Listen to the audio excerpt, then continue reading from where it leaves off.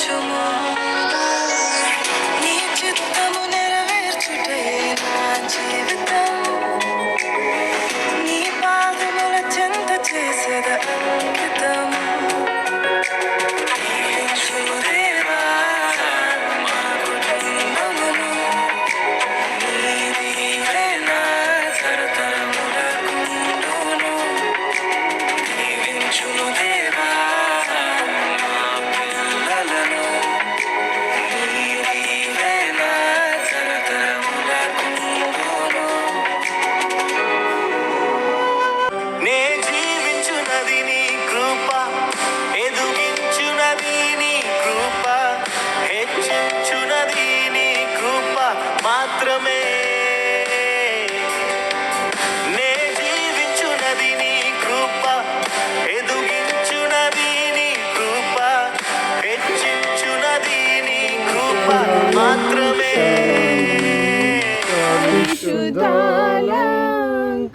విశుద్ధాలంకారములతో దర్శించదము శరణం శరణం స్తోత్రితుము నిన్ను మాదు తండ్రి సత్యముతో ఆత్మతో నెప్పుడు రాజనీకే స్తుతి స్తోత్రములు గీతములు మంగళ ధ్వనులు రాజనీకే స్తుతి స్తోత్రములు గీతములు మంగళ ధ్వనులు శుభము శుభము శుభము నిత్యము హల్లెలూయా ఆమేన్ ఆమేన్ శుభము శుభము శుభము నిత్యము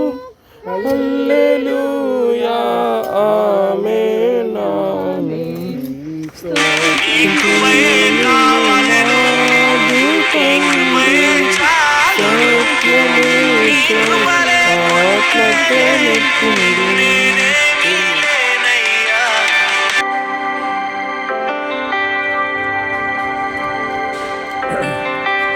సామెతల గ్రంథం 24వ అధ్యాయం. సామెతల గ్రంథం 24వ అధ్యాయం 3వ వచనం చదువుకుందాం. జ్ఞానము వలన ఇల్లు కట్టబడును, వివేచన వలన అది స్థిరపరచబడును. 4వ వచనం తెలివి చేత దాని గదులు విలువగల రమ్యమైన సర్వ సంపదలతో నింపబడు. అలాగే 27వ వచనం బయట నీ పని చక్కబెట్టుకుని ముందుగా పొలములో దాన్ని సిద్ధపరచును, తర్వాత ఇల్లు కట్టుకొనవచ్చును. మహాజ్ఞాని సొలొమోను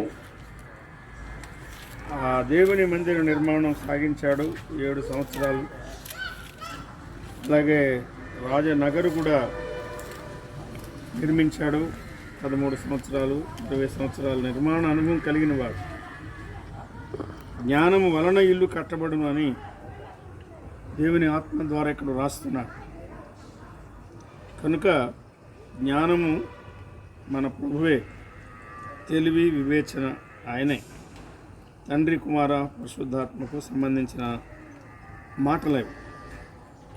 ప్రతి ఇల్లు ఎవడైనా ఒకరి చేత కట్టబడును, సమస్తమును కట్టినవాడు దేవుడే.